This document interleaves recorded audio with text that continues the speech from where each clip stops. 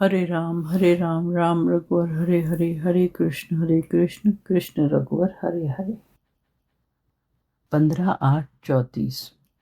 शाम को आपने फरमाया कि दुनियावी कामों में तो समय की काफी पाबंदी की जाती है, उचित समय से 5 मिनट पहले ही पहुंचते हैं, परंतु ईश्वर संबंधी कामों में जब फुर्सत मिले तब चेत होता है। कैसी उदासीनता छाई है। सही बात है। 12/3/38। सुबह आपने फरमाया कि संसार का सब कार्य करते हुए उसकी याद न भूलें। जब वह भूलें तो मानो हमारे प्रलय हो चुकी। ध्यान समाधि में ऐसी बेसुधी भी न हो कि हमें उसके सौंपे हुए कामों को पूरा करने में गफलत हो जाए।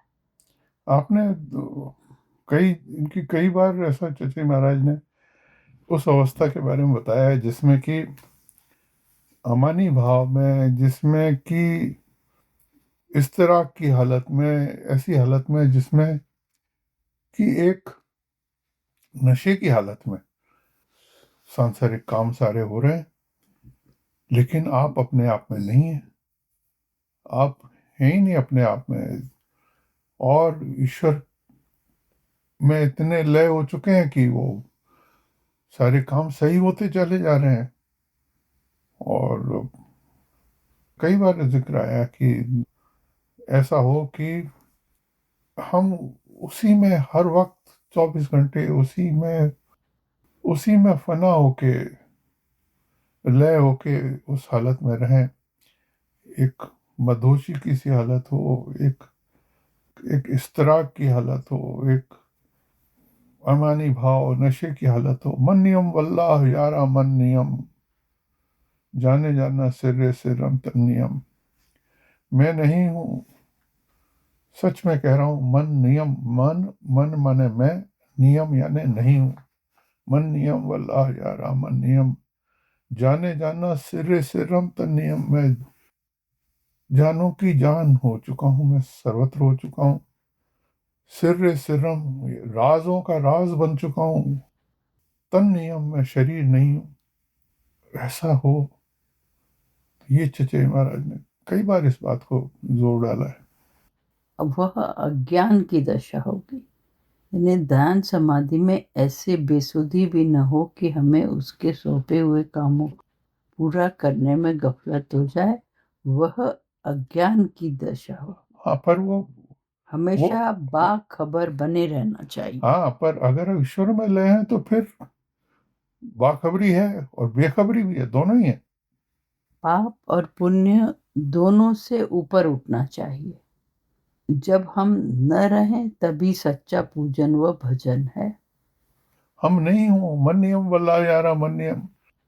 बार बार चचे महाराज की इस बुक में इतने बार ये बात आई है, और यही असल बात है। यही इसीलिए जब चचे महाराज के पास एक घटना आई जिसमें कि किसी ने भगवान कृष्ण की याद में शरीर छोड़ दिया था, तो बताया तो उनका कि वो हमारे पास आता तो हम इससे ऊपर ले जाते, क्योंकि वो कृष्ण लोक में द्वैत का लोक है, दो हैं वहाँ। कृष्ण है और उनकी और भक्त है, और वहां पे रासलीला हो रही है, आनंद हो रहा है, आनंद ही आनंद है, लेकिन दो हैं। और इससे ऊपर जो है गुरु का लोक है, वो अद्वैत का है, वहां एक ही है, वहां कोई दूसरा है ही नहीं। वहां सिर्फ नूर वेदत आश्कार है। इसके लिए जय महाराज ने कई बार इशारा किया है। किसी काम के करने से पहले, करते समय और करने के बाद जब उसकी यानी भगवान की याद रही तभी सच्ची हालत है। वही हालत असली है। मन बहुत ऐब करता है। अब ये नई चीज शुरू हो हाँ, गई। नई चीज। ऐसा हजरत उबैदुल्ला एहरा रहमतुल्लाह अलैह, जो हमारे 20वें बुजुर्ग हुए हैं, वो समझते थे कि ये हालत ईश्वर भाव में रहने की हालत हर एक की होती है। वो बचपन से ऐसी हालत में ही थे कि वो हमेशा इस तरह की हालत में रहते थे, ईश्वर भाव में रहते थे हमेशा, और समझते थे हर एक आदमी ऐसा ही है। सिर्फ एक बार क्या हुआ कि वो बर्फीली कीचड़ में उनके पैर फंस गए और जूते उसमें वहीं रह गए, और वो कुछ देर के लिए इस हालत से निकल के बाहर आए। तब इनको लगा कि ये कुछ नई चीज आ गई है, मैं दुनिया में लौट के आ गया हूँ एक तरह से। तो उनकी उसमें लिखा हुआ है नक्शबंदिया सिलसिले की बुक में कि बहुत देर तक बैठे रहे, दुखी हुए, रोए कि मेरे को तो फिर ईश्वर से प्रार्थना करी, मैं तो उसी हाल में ही रहना ठीक हो पसंद करता हूँ जिसमें कि आपने पहले रखा हुआ था। तो यानी काम करने से पहले, काम करते वक्त, काम करने के बाद उसी भाव में, उसी ईश्वर की याद में कौन रह पाता है। बहुत यूनिक चीज़ है ये, बहुत विशेष बात है, विलक्षण बात है। और ये कोई साधना नहीं है, ये सिद्धि भी नहीं है, ये तो गिफ्ट है। अगर ईश्वर दे तो उसको मिलती है, पर मिलती प्रार्थना से। ये कोई भी चीज़ बिना प्रार्थना एप्लीकेशन के बिना तो मिलती नहीं है। एप्लीकेशन तो लगा ही दो कम से कम, मालिक आपकी मौज हो तो जैसा आप ठीक समझें। आप मुख्तार हैं, गफ्फार हैं, जैसा आप चाहें, आप देना चाहें दें, मिल जाए तो मिल जाए, क्या मालूम। मन बहुत ऐब करता है, उसकी दशा चूहे की माफिक है। मन की। हाँ, उसकी दशा चूहे की है। हाँ। वह कर्म से दबता है, क्योंकि गणेश जी महाराज चूहे पर सवारी करते हैं। एक वो दिया है उदाहरण, हाँ। हाँ, एक वो गणेश जी। उपमा दी है, हाँ। कर्म से तो दबता है। गणेश जी जो चूहे की सवारी करते हैं, वो मतलब आपको मन पे मन की, आसीन है वो, हाँ। हाँ, मन के ऊपर आसीन है आपको वो। हाँ, हम्म, करना है। जो मन पे असवार है वो साधु कोई एक। 12:38 सुबह पूजा के बाद आप बोले कि जिसके दिल में वतन की मोहब्बत समा जाती है, उसे सफर की तकलीफ कुछ नहीं मालूम देती, नहीं तो ताकतवर से मुश्किल दारद। फिर से पढ़ो ये थोड़ा। वतन, वतन वो का है शरीर, ना, देश की बात नहीं है, कुछ वो और है। जो एक नक्शबंदी सिलसिले में अपना दर वतन से वतन हर कदम, अच्छा। वो वो शदम, मेरे ख्याल से कि हो जिसके दिल शदम, में वतन की मोहब्बत हाँ, समा जाती। हो शदम नजर दर वतन, खिलवत जिसके दर दिल में, अंजुमन। हाँ, तो जिसके दिल में वतन की मोहब्बत समा जाती है, उसे सफर की तकलीफ कुछ नहीं मालूम देती। हाँ ये, मतलब आपको आपका डेस्टिनेशन पता है, तो रास्ते में कुछ भी तकलीफ होगी उसकी, क्योंकि हमें मालूम है हम कहाँ पहुंचने हाँ, वाले। उसमें होश हरदम, हाँ, हमेशा, तो कितनी भी तकलीफ हो सब हमेशा, पता है। हमेशा होश में, मालिक की याद में। होश नहीं बल्कि मदहोश। हम्म, होश हरदम, नजर, वर कदम, नजर बर सफर दर कदम, वतन। नजर बर कदम, हर कदम पे नजर, हाँ, सफर दर वतन। हम्म, कहाँ पहुंचना है? वतन, वतन का मतलब है जहाँ आप निज फाइनल ठाव, डेस्टिनेशन। निज ठाव, जहाँ पे इसको नानक साहब ने कहा निज ठाव, मेरा स्थान, वो। फिर रास्ते और में फिर, कितनी भी तकलीफ और हो मालूम नहीं देती। और फिर खिलवत और अंजुमन, मालूम ही नहीं पड़ती कि आप भीड़ में अकेले हो। तो ताकतवर से मुश्किल दारद, दारद मतलब है ताकतवर से मुश्किल, दारद। ताकतवर से मुश्किल ताकतवर के लिए मुश्किल कोई भी नहीं होती। अच्छा, हम्म, ये ताकतवर के लिए कोई मुश्किल नहीं है, क्योंकि वो हिम्मत है उसमें और ताकत है, तो वो क्या मुश्किल फिर। 16:37 सुबह आप बोले कि यदि हम इस कदर गालिब हों कि मुंह से पसीना निकले। आप बुजुर्गों की तो यह हालत होती है कि बजाय पसीने लहू जारी हुआ। ऐसे इशारे में बहुत सारी बातें हैं, हम्म। क्या? फिर से पढ़ो। हाँ, यदि हक इस कदर गालिब हो, हक कहते हैं ईश्वर को, सत्य को। इस कदर गालिब हो कि मुंह से पसीना निकले। वो लार मुंह से निकलती है साधुओं के। ऐसा कई साधुओं के हुआ है कि वो उनको उस मालिक की याद में बैठे हैं और मुंह से कई बार लार निकलती है।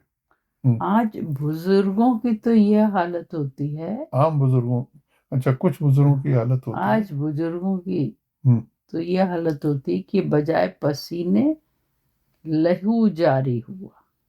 खून निकलने लगा चाहे मुंह से। तन्हाई में परहेजगारी हम्म, वाजिब व लाजिम है। तन्हाई में परहेजगारी वाजिब और लाजिम है। संयम, संयम तो तेरे एकांत में ही तो होता है। हम्म, हम्म, ये तभी होता है जब खुदा का खौफ मोहब्बत के साथ उनकी याद में बना रहता है। हाँ, हाँ, कि ईश्वर की याद और तकवा, उनका खौफ।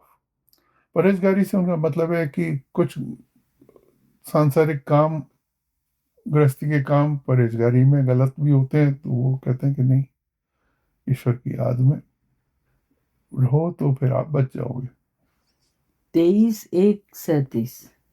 पूजा के बाद छोटे भैया जी भक्त जनों से कहने लगे कि छोटे भैया जी यानी महात्मा राधा मोहनलाल जी। भक्तजनों से कहने लगे कि यह क्षण जो बीत रहा है उसका जवाब हम आप कैसे देंगे, कैसे इसकी खाना पूरी करेंगे।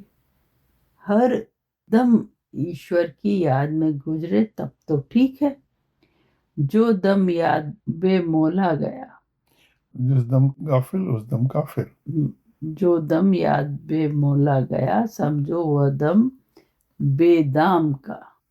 बेदाम का वो फ्री, मतलब फ्री में चला गया, वो हाँ, मुफ्त चला तो गया। पूरी लाइन ये कि मतलब हर दम हमें ईश्वर की याद में गुजरे वैसा ही वो ठीक। जो दम याद बेमौला गया समझो वह दम बेदाम का। दम कहते हैं सांस को। हर सांस वही कीमती है जो कि मौला की याद में निकली। बिना अगर ईश्वर की याद की जो सांस निकली उसका कोई कीमत नहीं है। कैसे हो, ये बहुत जरूरी है, और ये भी मालिक की मेहरबानी से होता है। कहता हूँ कह जात हूँ, कहाँ बजाऊं ढोल, कहाँ बजाऊं ढोल, श्वासा खाली जात है तीन लोग का मोल। श्वास खाली जा रही है, 3 लोग का मोल मैं फ्री में दिए जा रहा हूँ, इसलिए मैं कह रहा हूँ ढोल बजा के खाली सांस मत जाने दो। कबीर साहब ने इस पे लिखा है, वो ये है, जाघट प्रेम न संचरे, सो घट जान मसान, जैसे खाल लोहार की, सांस ले तो बिन प्राण। यानी जिस शरीर के अंदर मालिक की याद नहीं है, उसका प्रेम नहीं है, उसको शमशान समझो।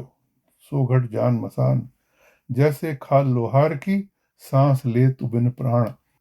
जैसे वो लोहार की धोखनी होती है, वो सांस लेती है लेकिन उसके अंदर प्राण ही नहीं होता। वो सांस तो लेती है, वो धोखनी से वो भट्टी को गर्म तो करता रहता है, लेकिन उसके अंदर प्राण नहीं है।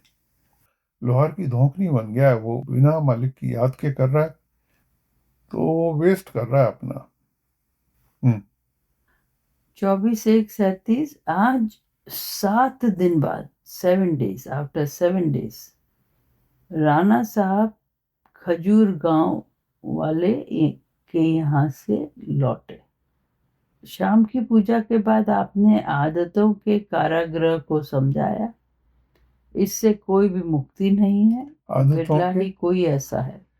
आदतों के, कारागृह, जेल से आदतों की जेल। को समझाया आदतों की भी जेल होती है, कि इससे कोई भी मुक्ति नहीं है, इससे कोई मुक्ति नहीं। बिरला ही कोई ऐसा है वो हम्म, कि उसको इससे मुक्ति हो। हम्म, अब कहते हैं ना आते से लाचार हैं। 14 और 15 जनवरी 37, मकर संक्रांति थी। सुबह पूजा के बाद आपने श्री वकील साहब से कहा कि जिसके दिल में याद खुदा बस गई उससे दुनिया के काम निहायत खूबी से होंगे। बस यही बात है असली। क्योंकि अगर आप ईश्वर की याद में हो हर क्षण, तो मतलब आप वो आपके लिए काम कर रहा है तो अच्छा ही होगा। सब काम गड़बड़ हो ही नहीं सकता, उसकी याद में हो रहा है। जो बेलौस होकर दुनिया करता है वह ज्यादा काम करता है। जो बेलॉस होके काम हाँ, करता है, बिना बेलॉस होके काम, इन्वॉल्व हुए बेलॉस मतलब बिना इन्वॉल्व हुए। दुनिया के काम हम्म, करता है, हम्म, वह ज्यादा काम करता। 9 बजे रात को आपने महाराज श्री रामचंद्र जी महाराज, भगवान रामचंद्र जी के वनवास के बारे में फरमाया हम्म। कि हर शख्स को 14 वर्ष वनवास करना पड़ता है। बिना इसके स्थूल और सूक्ष्म के मरहले तय नहीं होते। इसके बाद कारण का शुरू होता है। इन स्थूल और सूक्ष्म के जो मरहले हैं वो तभी तय होते हैं जब हर शख्स को 14 वर्ष वनवास करना पड़ता है। उसके बाद कारण का मरहला शुरू होता है ना, 3 स्थूल सूक्ष्म और कारण। हम्म। तो जब 14 वर्ष का वनवास आदमी कर लेता है उस समय स्थूल और सूक्ष्म के मरहले तय होते हैं। उसके बाद जो तीसरा अपना कारण है वो शुरू होता है। ये 14 वर्ष का कई हम्म। बुजुर्गों ने बोला है। उन्होंने कहा कि इसमें आध्यात्म ज्ञान जो है वो पूर्णता तभी आती है। कुछ ने 12 साल लिखा हाँ, है, 12 साल लिखे, जैसे कुछ ने 12 साल लिखा है, कुछ ने 14 साल लिखा है। रामकृष्ण जी 12 साल उन्होंने, रामकृष्ण परमहंस जी हाँ, को 12 साल 12 साल उन्होंने किए लिखा थे। है। हाँ। और साधना के अनुभव में 12 साल लिखा हुआ है, कहीं 14 साल लिखा हुआ है। ये बता रहे हैं। इसका वक्त नहीं, 14 साल में नया शख्स बन जाता है। वहाँ कहते हैं कि 14 साल में सारे बॉडी के अणु हैं चेंज हो जाते हैं, वो सात्विक हो जाता है। और सत्व के भी अब तम चला गया, रज चला गया, सत्व में आ गया वो। फिर उसके बाद कारण का काम शुरू होता है, उसके बाद वो त्रिगुणातीत होने की राह में चला जाता है। हाँ, वैसे तो 3.5 साल में भी यह तय हो सा जाता है। कुछ लोगों का। हाँ, अगर किसी से बने तो गुरु महाराज की खिदमत में हाजिर हो, लेकिन बहुत मुश्किल है। 3.5 में जो पहले से तैयारी जिसकी है पिछले जन्मों की, उसका हो जाता होगा 3.5 साल में। लक्ष्मण जी अहंकार के अवतार हैं, आपने फरमाया। हम्म। जब मन भी अपना सोता और रूह भी गाफिल होती है, खुद ही तब अकेला मैं होता है ही अकेला होता हूँ और और यार यार की की महफिल महफिल होती होती है। मन ही अकेला होता है, है। जब रूह मन भी। भी अपना सोता है और रूह भी गाफिल होती है, तब मैं ही अकेला होता हूँ और यार यार की की महफिल। महफिल होती। ये भी वही हालत है, गैरियत वाली हालत है। मन के परे की हालत है। मन सो गया और और रूह रूह भी रूह गाफिल है। रूह गाफिल हो गई, मालिक के चरणों में चली गई। तब फिर क्या बचा? मैं अकेला। मैं अकेला तो हो गया, लेकिन यार की महफिल में अकेला हुआ हूँ। 28/8/35 शाम को आपकी आज्ञा पाकर आज सुबह सेवा में गया। ये इसमें पीयूष वाणी एक तरह से अष्टावक्र गीता की तरह से है। इसमें सूत्र दिए, सूत्र दिए हुए हैं। डिराइव आप लोग करिए, फॉर्मूला दे दिया है। फार्मूला दे दिया। x+y दे दिया, अब आप उसका वेरीफाई करो पूरा, आप उसको डिटेल में जाओ। शाम को आपकी आज्ञा पाकर आज सुबह सेवा में गया। पूजा के पीछे आपने संत जनों की कुछ बातें फारसी भाषा में कही, जिसका अर्थ कुछ यों भासता है। मतलब उन्होंने फारसी में बोला था, जिसका ये अगर निकालें तो ये मतलब समझ आता है कि मेरे हाथ में चंग और जाम हरदम है, मैंने चंग को अलहदा कर दिया, मैं चमन में जाकर इस तरह छिपा जैसे कि फूल और पत्तों में खुशबू। मेरे हाथ में चंग, चंग कहते हैं वो बजाने की ढपली। हाँ, और जाम हरदम है। और जाम, जाम यानी प्रेम की मदिरा। मैंने चंग को अलहदा कर दिया, ढपली, मैंने अपने आप को छुपा लिया दुनिया से। मैं चमन में, चमन में जा मैं इस तरह छिपा मैं जैसे कि फूल और पत्तों में खुशबू। अगर बुत परस्त मुझे देख ले तो अपनी बुत परस्ती भूल जाए। हम्म, तो कोई उन्होंने मतलब एक कोई फारसी का शेर होगा, ये रूमी का वो है मेरे उन्होंने ख्याल, बोला था। रूमी का है मेरे ख्याल से। ये सिंबॉलिक है कि ढपली को छोड़ दिया, दुनिया, दुनिया में व्यक्त होने की बात छूट गई, प्रेम की मदिरा लेके और दुनिया में व्याप्त हो गए। इस तरह से व्याप्त हो गए कि जैसे फूलों में खुशबू, और कोई पहचान ले तो पहचान ले, और अगर कोई मूर्ति पूजक हो और मेरे को समझ जाए कि मैं कौन हूँ, क्या हूँ, तो वो अपनी मूर्ति पूजा भी छोड़ बैठे। फिर गर्मी की चर्चा होने लगी। बेशक गर्मी है, जो अपने आप में डूबा उसे पता नहीं। जो डूब गया अपने आप में, उसको के लिए क्या सर्दी और क्या गर्मी। एक सज्जन ने कहा कि यहाँ शोरगुल की वजह से ध्यान नहीं स्थिर रहने पाता। तो आपने एक शेर फरमाया, हम्म, अगर दिल गिरफ्तार है मखमसों में तो खिलवत भी बाजार से कम नहीं है। दिल अगर गिरफ्तार है हाँ, आपके मस्सों ख्यालों में। में आप खोए हो, हम्म, तो आप अकेले भी बैठे हो, पर आपको तो तो खाली खिलवत, है। खिलवत कहते हैं अकेलापन भी बाजार से कम नहीं है। आप अकेले बैठे हो लेकिन विचारों की आदान प्रदान में इतने मस्त हो कि वो बाजार की तरह बना, अपना दिल को बाजार बना रखा है आपने। मगर जिसके दिल में है एक सुई हासिल, तो वह अंजुमन में भी खिलवत नशी है। चारों जिस लाइन एक साथ पढ़ूं। नहीं, हाँ, फिर से पढ़ दो। अगर दिल गिरफ्तार है मखमसों में तो खिलवत भी बाजार से कम नहीं है, मगर जिसके दिल में है एक सुई हासिल, तो वह अंजुमन में भी खिलवत नशी है। वो भीड़ में भी अकेला है वो। यानी आप अगर अकेले हो और आपके विचार दाएं दाएं दिमाग में आ रहे हैं, जा रहे हैं, आ जा रहे हैं, तो आप तो भीड़ में बैठे हो, अकेले हो पर हो नहीं, विचारों की वजह से आप भीड़ में हो, सब मन, विचारों की भीड़ में हो। मन का ही है सारा खेल। मन से ही दुनिया है, मन से ही आप बाजार एकांत, में बड़ी महफिल में बैठे हो, पर आप अपने आप में। मन से ही एकांत है।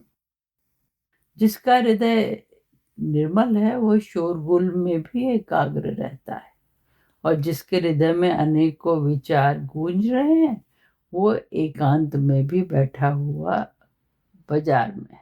हम्म 20/7/37। सुबह पूजा के बाद आपने फरमाया कि हर समय निगाह हृदय की ध्वनि यानी कल्ब पर रखें। हर वक्त हृदय की ध्वनि पर नजर रखें, निगाह रखें। दुनिया के जो भी काम करने हो बस ध्यान हो तो केवल उसी का, अन्य ख्याल न आने पाए। दुनिया के काम भी हों पर उसके ख्याल में हों। और हम्म अच्छी बात तो ये है कि तो अपनी, इससे संस्कार कम बनेंगे।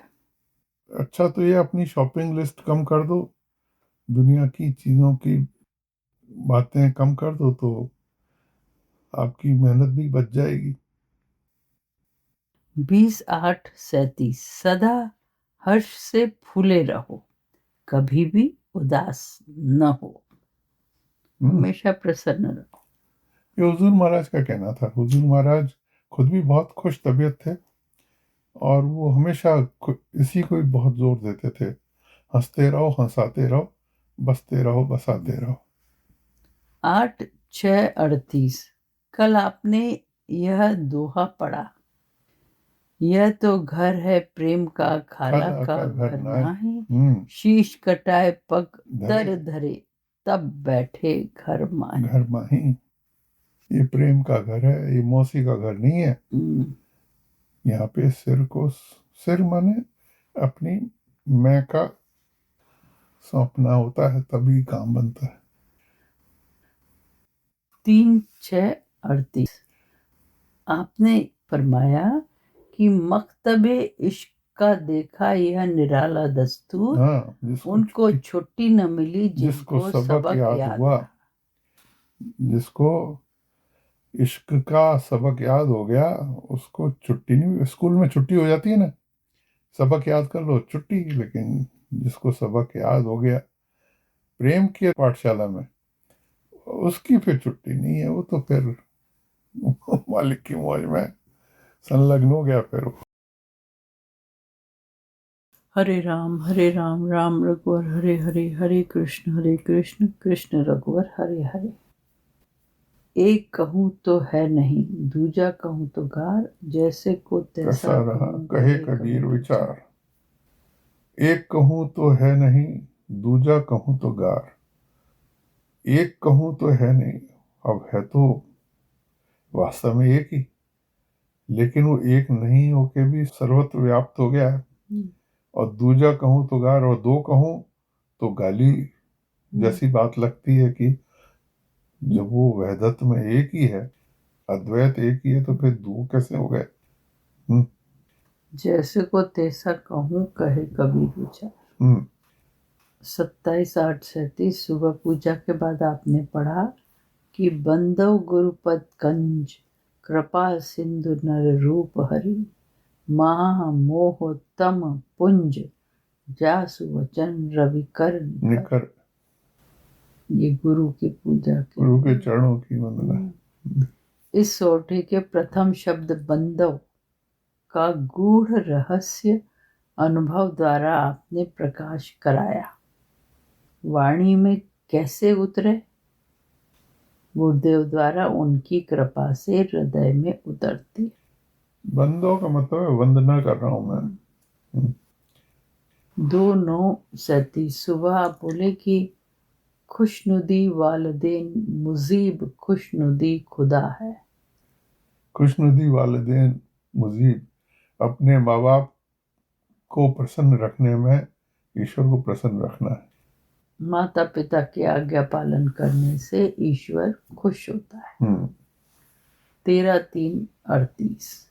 आज आप जनाब लालाजी साहब की हस्तलिखित एक पुस्तक सुना रहे थे। ईश्वर कैसा है हम नहीं जान सकते, केवल अपनी कल्पना शक्ति से उसे सत चित स्वरूप कहते हैं। सच्चिदानंद कहते हैं। केवल संतजन उसे अनुभव कर पाते हैं, क्योंकि ये अपनी हस्ती वजूद मिटा चुके हैं। आपने फरमाया गुरुदेव एक पग आगे रखा देते हैं, दूसरा पग शिष्य को खुद रखना चाहिए। ये इसमें दो बातें आपने फरमाई हैं। एक तो ये हस्ती मिटा देते हैं, कई बार पीयूषवाणी में आ गया और अभी बड़ा क्लियर निकल के आया है कि चचाई महाराज खुद भी इस हालत में है जिसमें बेख्याली में है। वो गुरु में इतना लीन है कि वो उनको ख्याल नहीं है और उनके सारे काम हो रहे हैं। ये बहुत ऊंची अवस्था है, ये साधना नहीं है, ये ईश्वर के द्वारा प्रदत्त अवस्था है, जिसमें कि आप इस्तगरा की हालत में, बेख्याली की हालत में, एक नशे की सी हालत में आप रहते हो। आपको पता नहीं क्या हो गया, कैसे दिन गुजर गया, लेकिन आपके सारे काम अच्छे से हो गए हैं। सामने वाला समझता है कि ये बिल्कुल ठीक ठाक और बिल्कुल चैतन्य रूप से कर रहे हैं, लेकिन जो लय हो चुका है उसको तो जो गर्क हो गया है उस विशाल में मालिक के, उसको तो होश ही नहीं है, वो उसके काम कैसे हो रहे हैं पता नहीं। ये है असली बात। इसी में ही निष्काम योग भी है, इसी के अंदर योगक्षेम भाव भी है, इसी के अंदर तवक्कुल भी है, इसके अंदर तस्लीम रजा भी है, इसी में आजीजी इंसारी भी है। तवक्कुल यानी पूर्ण भरोसा, आजीजी इंसारी अपने को छोटा मानना और ईश्वर के भाव में रहना, अपने को विनम्र भाव में रहना, सब कुछ इसी में ही है। ये होता कैसे है? ये होता तो प्रार्थना, हमारी प्रार्थना हो और उनकी कृपा हो, और इसमें गुरु में लय होते हैं, फिर ईश्वर में लय होते हैं, तो फिर उसके बाद कुछ बचता नहीं। प्रोसेस तो वही है, फना फिल शेख फना फिल्ला फना फिल रसूल फना फिल्ला। अब ये स्टेप्स बाय स्टेप्स ऐसा हो तो हो जाता है। एक ही सूरत पकड़ने से काम बनता है। उस सूरत का इतना ख्याल करो, उससे इतनी बातचीत करो, इतना उसमें गर्क हो जाओ कि वो आप ऐसे हो जाओ, उसके बिना काम नहीं बनता है। ये तो करना बेसिक बात बताई। दूसरी बात आपने बताई कि पहला पद गुरु रखता है, दूसरा पद शिष्य से रखवाते हैं। ये है जज्ब और सुलूक का मामला। पहली सिटिंग में पार पहुंचा देते हैं, पहली सिटिंग में हाईएस्ट पॉइंट पे ले आके छोड़ देते हैं। ये कहलाता है जज्ब, आत्मशक्ति से उसको पहुंचा देते हैं ऊपर। फिर उसके बाद छोड़ देते हैं सुलूक करने के लिए। सुलूक कहते हैं व्यवहार। वो अपने रोज की कोशिशों से धीरे धीरे चढ़ते चढ़ते चढ़ते कुछ काल में, कुछ वर्षों में भी वहां पहुंचता है जहाँ पे वो पहले दिन यहाँ पहुंचाया था। ऐसे बहुत सारे एग्जाम्पल्स हैं कि जो पहले दिन जो अनुभव हुआ था, वो कई सालों बाद जाकर वो वापिस उस अनुभव को पकड़ पाते हैं। ये फकीरों का रास्ता ऐसा ही है। बिना इसके तरक्की नहीं होगी। मतलब गुरुदेव एक पग आगे बढ़ा देते हैं, दूसरा पग शिष्य को खुद रखना चाहिए। बिना इसके तरक्की नहीं होगी। जब तक निज कृपा नहीं होती, गुरु कृपा और ईश्वर कृपा नहीं होती। निज को पहले तो गुरु कृपा होने से ईश्वर कृपा हो जाती है। पहले पग में तो जब वो जज्ब में ऊपर खींचते हैं और छोड़ देते हैं, उसके बाद तो फिर निज कृपा ही करनी पड़ती है, तभी अपना पग चलाने पर अपनी कदम कदम करके फिर वहां पहुंचना पड़ता है। जब निज कृपा होती है तब ईश्वर कृपा उदय होती है और दोनों गुरु में लय हो जाती है। ये भी तरीका है। पहले गुरु कृपा हुई तो ईश्वर की कृपा हो गई, और फिर आपकी प्रोग्रेस हुई एकदम, और फिर उसके बाद आपने स्लोली अपना चलना शुरू किया तो गुरु कृपा, तब ईश्वर कृपा उदय होती है, फिर ईश्वर कृपा उदय होती है और गुरु और कृपा के थ्रू दोनों गुरु में लय हो जाते हैं। फिर वो गुरु में लय हो जाते हैं। ये लय होना आखिरी मामला है, जिसमें असल में वो जैसा बेख्याली में और इस्तगराक की हालत में हो जाना, ये है असली बात। गुरु किसी शख्सियत का नाम नहीं है। जो हृदय के अंधकार को रोशनी में बदल दे वही गुरु है। शरीर का नाम गुरु बताया नहीं है। एक पुस्तक है गुरु तत्व, उस पंडित पंडित महाराज की, उसमें उन्होंने साफ ही बताया कि गुरु तत्व जो है एक एलिमेंट है, कॉस्मिक एलिमेंट है, जो कि परवेट कर रहा है सब जगह, और वही ईश्वर है, वही सब कुछ वही है, और सारे गुरु एक ही हैं। जितने भी अवतार हुए हैं, जितने भी महान महापुरुष हुए हैं, सब एक ही हैं, एक ही जगह से आते हैं, और वो जगह है गुरु तत्व। उसी का सारा खेल है। जब चित्त में कोई ख्याल गुरु के खिलाफ न उठे तब सही हालत है। गुरु के खिलाफ क्यों उठेगा ख्याल में? नहीं, दुनिया समझ में नहीं आता। नहीं, वो दुनिया वो शरीर है ना वो। अब वो उसको तो हम शरीर मान रहे हैं, उसको शरीर मान रहे हैं, तो उसकी में वो गलतियां करता है आदमी, उसकी गलतियां हमें दिखती हैं। वो गलती करा उसने, कोई छोटी सी गलती हुई, हमारे आ गई दिमाग में। हाँ, जैसे हाँ, वो गरुड़ ने यही तो करी थी। उनने भगवान राम को समझा कि अरे ये पाश में कैसे बंध गए। तब उसको वो पूछा तो ऐसा कैसे हुआ। जब वो शक हुआ तब वो वो सब जगह जाते जाते काकभूषुंडी ने के पास जब पहुंचा जाके तब उन्हें उनका क्लियर उनका तब उन्हें उनका क्लियर।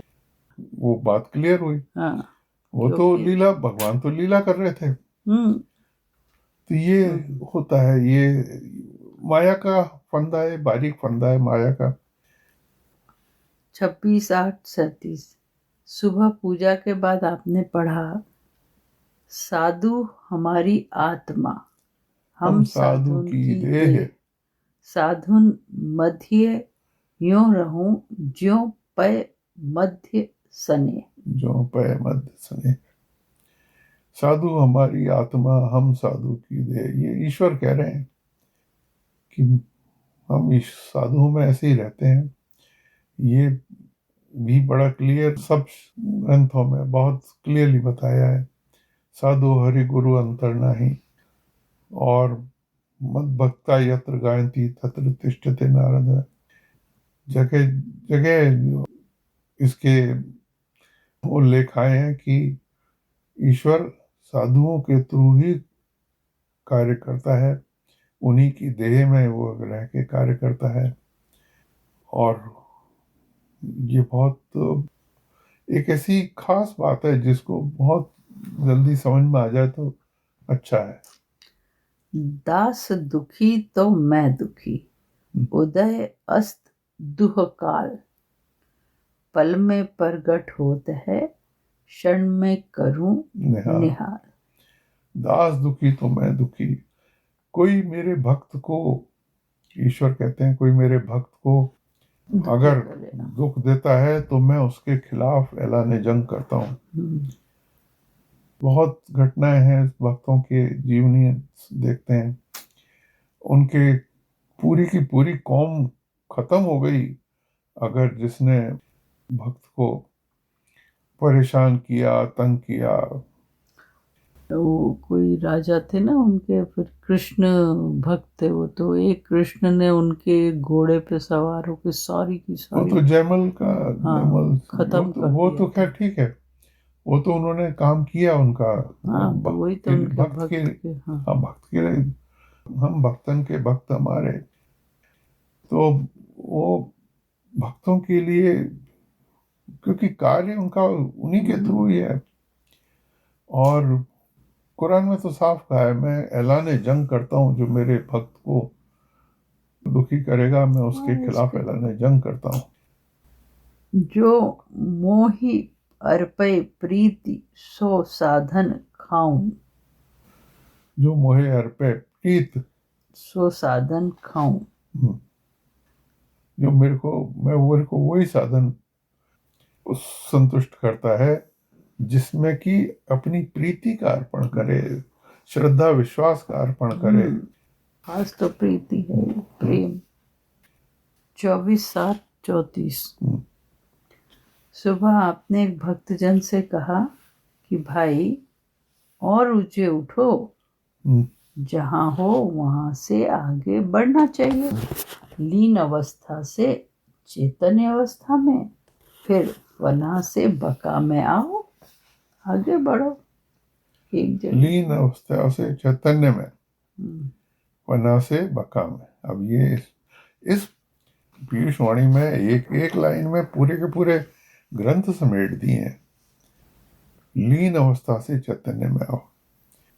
साधना जब हम करते हैं तो समाधियां लगती हैं, समाधियों में होश नहीं रहता, लेकिन समाधियां, इसके बाद समाधियां शुरू होती हैं जिसमें कि आपकी चैतन्य समाधियां होती हैं। आप होश में रह के और सब हालतों से गुजरते हैं। सहज समाधि भी उसी का हिस्सा है जिसमें कि आप चैतन्यता में उस ईश्वर की सारी कृपा को महसूस करते हैं और उसी में गर्क हो जाते हैं। ये है लीन अवस्था से चैतन्य में आना। फना से बका में आना। फना कहते हैं मृत्यु, लीन मतलब होना, फना होना जिसमें कि होश नहीं है। फना मतलब मृत्यु, होश नहीं है। बका का मतलब है जीवन। अब उस मृत्यु में से जब जीवन निकल रहा है, यानी लीन में से जब चैतन्यता निकल रही है, वो असली हालत है। अब ये कैसे हो? ये होगी, अपने आप होती है। ये इसमें कोई हाथ पैर पटकने से नहीं होती, ये अपने आप उनकी मर्जी से होती है।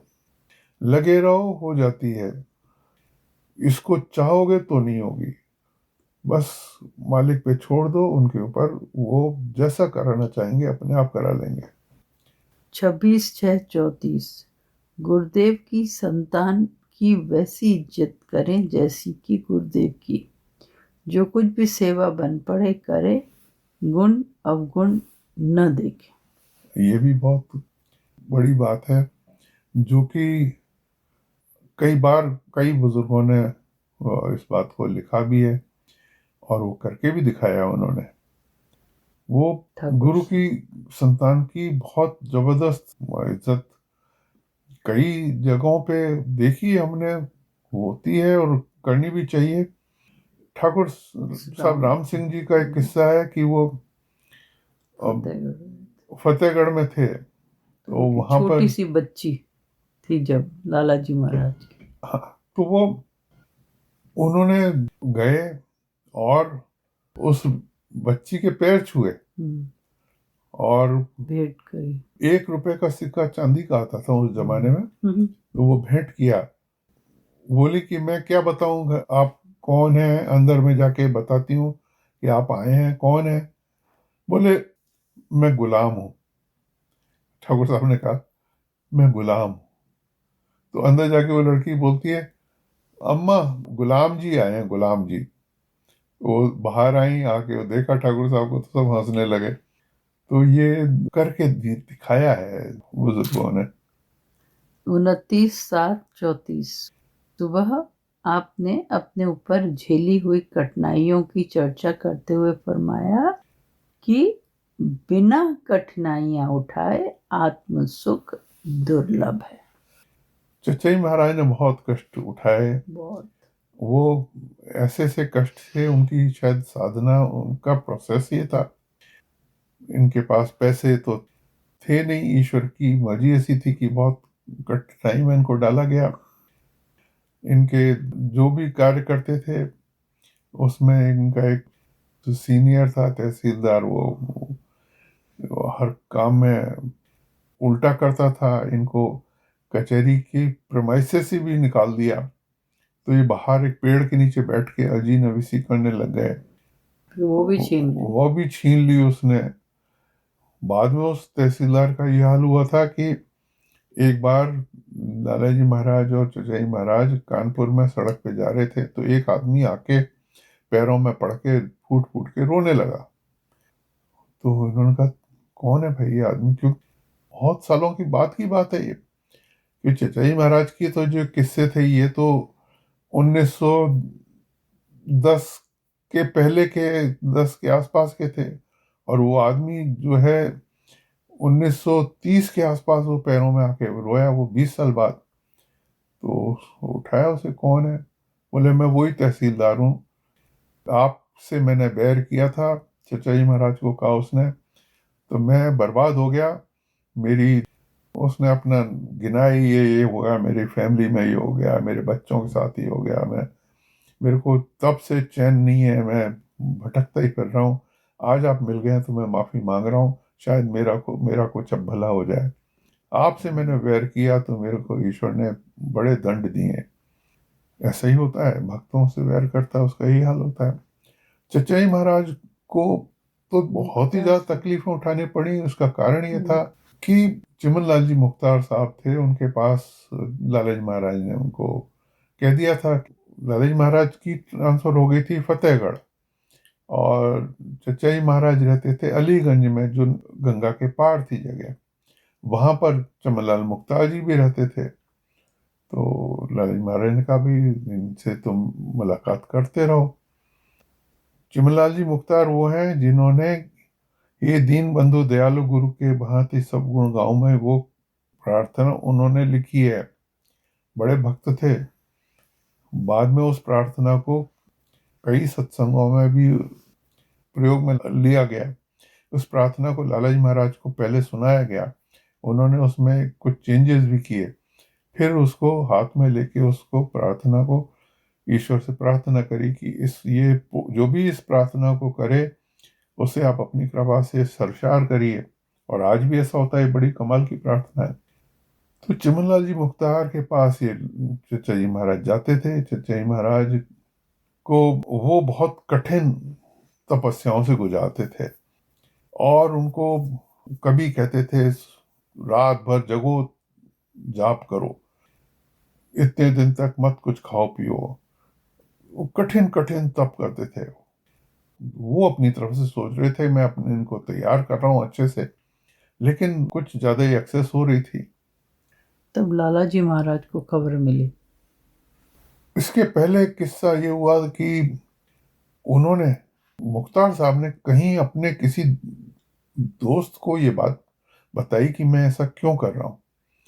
तो उन्होंने ये किस्सा ये सुनाया कि एक फकीर के पास किसी बड़े बुजुर्ग के बेटे को भेज दिया गया था कि आप इसको जरा कुछ सिखाइए।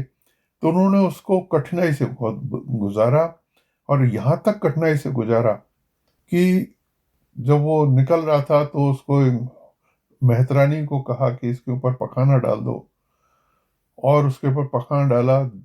और वो शिष्य भी इतना कामिल था कि उसने इस बात को लेकर कि ये गुरु का पखाना है उससे बिल्कुल भी बुरा नहीं माना, बल्कि उस टोकरी में उसको भर के वापस किया, सब सफाई करी, खुद भी नहा धो के फिर गुरु के पास आ गया।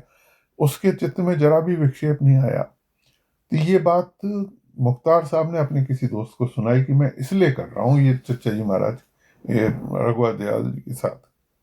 वो दोस्त ने आके रघुवर दयाल जी को बता दी बात कि भैया तुम्हारे साथ इसलिए हो रहा है ये सब। तो उनके मन में तो चचा जी महाराज के मन में तो पहले भी नहीं था भाव, लेकिन अब उनके मन में बहुत ही इज्जत मुख्तार साहब के लिए बढ़ गई। और मुख्तार साहब के पास पहुंचे, उनके कदमों में सिर नवा के रोने लगे। मुख्तार साहब ने उनको गले लगा लिया। इधर लालाजी महाराज को भी खबर लग गई थी, तो वो आए। उन्होंने बाद में मुख्तार साहब को समझाया कि देखो हमारे गुरु महाराज ने तो इतनी कठिनाइयां हमें किसी से कराई नहीं, आपने क्यों कराई नन्हे से। तो उन्होंने कहा मेरी गलती थी ये। वो होली का दिन था, उसी दिन फिर लालाजी महाराज ने उनको बुलाया, अपने छोटे भाई को, और रंग पाशी करी, यानी वो गुलाल वगैरह लगाया, और हाथ उसी वक्त इजाजतें दे दी सारी। उसी वक्त पूर्ण गुरु पदवी दे दी, उसी वक्त ही सारी सारी इजाजतें उसी दिन सौंप दी। ईश्वर की मर्जी थी, ऐसा ही होना था। 8/11/34 सुबह आपने गुरुजनों का कठोर कर्तव्य साधक जनों के प्रति क्या है समझाया। गुरुजनों का कठोर कर्तव्य, हाँ, वो साधक जनों के प्रति। साधक जनों के प्रति गुरु का काम हल्का नहीं है। केवल खिदमत करना ही धर्म है, फल की आशा नहीं। वो कह रहे हैं कि शिष्य की एक जगह कबीर साहब ने कहा है शिष्य ऐसा चाहिए गुरु को सब कुछ दे, और गुरु ऐसा चाहिए शिष्य से कछु न ले। अब इसमें खिदमत भी जुड़ी हुई है दोनों तरफ से। धीरे धीरे सब कार्य होता है, धैर्य न त्यागें, सब कुछ ईश्वर करता है। धीरे धीरे, कोई भड़बड़ी करके कोई चाहे कि मैं एक ही दिन में सब खींच लूं। माली सींचे सौगड़ा रुत आए फल होए, धीरे धीरे रे मना धीरे सब कुछ होए। तो ये छोड़ दो, गुरु पे छोड़ दो, ईश्वर पे छोड़ दो। पकड़े जरूर रहो, निस्बत को पकड़ने से ही काम होता है, बाकी तो सब अपने आप होता है। इसका एग्जाम्पल देते ना कि बच्चा जो होने वाला होता है वो 9 महीने का वो समय निकालना ही होता है। लगता है। आपको धैर्य रखना ही पड़ेगा, कोई चॉइस ही नहीं। हाँ, अवतार भी पैदा समय होते तो हैं। उतना ही लगेगा। अवतार भी पैदा होते हैं तो उनका बालकपन वैसे ही गुजरता है, वो वैसे ही धीरे धीरे दांत आते हैं उनके, वैसे ही बोलना शुरू करते हैं, वो वैसे ही सब कुछ होता है। एकदम से वो अपने स्वरूप में कष्ट आके बचपन से ही शुरू हो जाता है, है, कष्ट शुरू से ही शुरू उनको हो कष्ट जाता भी होते हैं, सब कुछ होते हैं, तो प्रोसेस है ये। है। तो कष्ट तो जीवन में 12 साल 14 साल बताया ना, पूरा समय पूरा लगता है आप साधन जब करते हो। नहीं, कुछ का जल्दी भी होता है, वो कुछ तो लोग खैर अलग बात है। चचाई महाराज ने कहा कुछ का 3.5 साल में हो जाता है।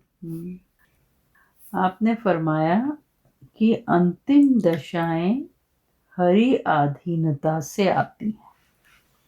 अंतिम दशाएं जो है, जो शुरुआत हमारी हो गई है, एडवांसमेंट भी अच्छा हो गया है, लेकिन अंतिम दशाएं जो कि जिसमें गर्क हो रहा है, वो जिसमें बेख्याली में जा रहा है, जिसमें कि वो इस्तगराक की हालत में जा रहा है, ईश्वर में लय की हालत में जा रहा है, उसके जीवन का सारी कार्यभार ईश्वर संभाल रहे हैं, वो तो ईश्वर की कृपा से ही होता है।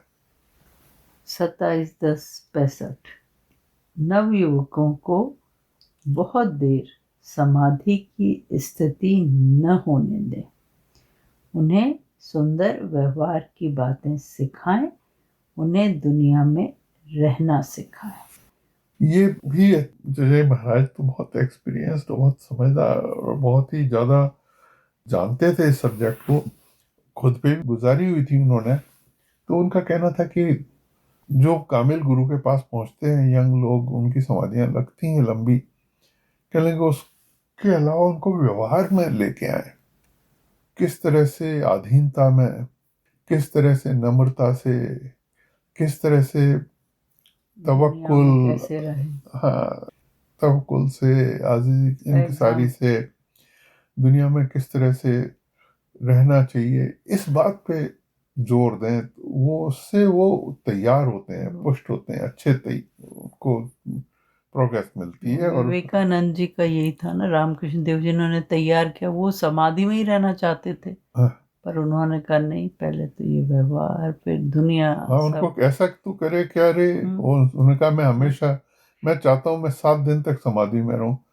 फिर वो हंसने लगे, तू ऐसा करके क्या करेगा रे, उनको तैयार किया। तो ये है तरीका संतों का।